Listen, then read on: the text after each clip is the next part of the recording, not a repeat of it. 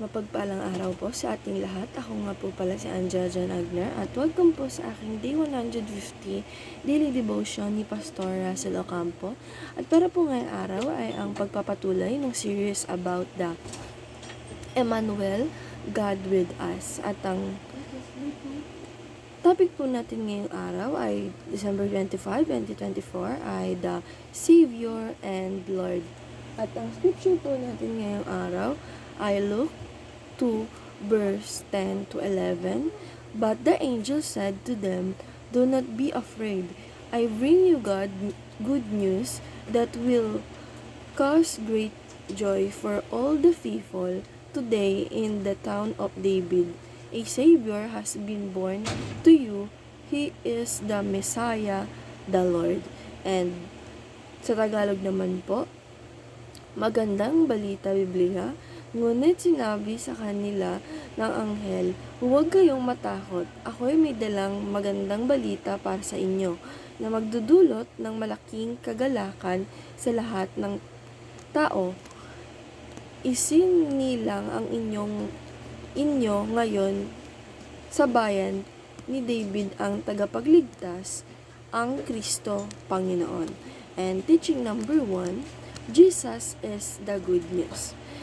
Sabi po dito, at makikita rin po natin sa scripture natin na ang daladalang balita na good news ay ang pagsilang ng ating Panginoong Hesukristo sa mundo po natin, na siya po daw po ang tagapagligtas at siya daw po ang ating Kristo Panginoon. Siya po ang Misaya na binigay sa atin ng Panginoong Diyos at siya po ang Lord. Kaya po, siya po ang good news na bigay sa atin nung Pasko.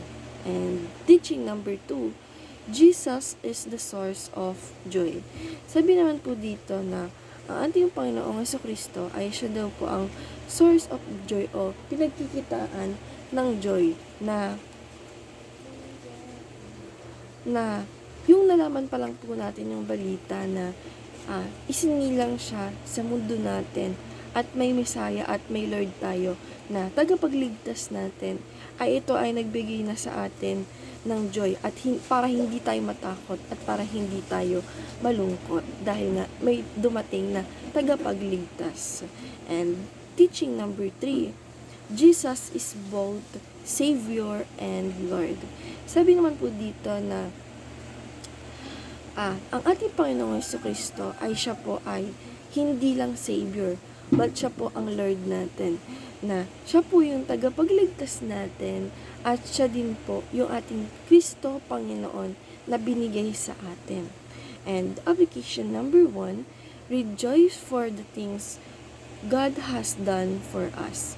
Sabi naman po dito na apply po natin sa sarili natin na dapat po na maging masaya tayo sa mga ginagawa sa atin ng ating Panginoong Diyos. Like, ipag-pray po natin at ipagpasalamat po natin sa Kanya yung mga ginagawa niya pong pagligtas po sa atin simula umpisa at hanggang ngayon na binibless niya po tayo. And application number 2, celebrate the true meaning of Christmas.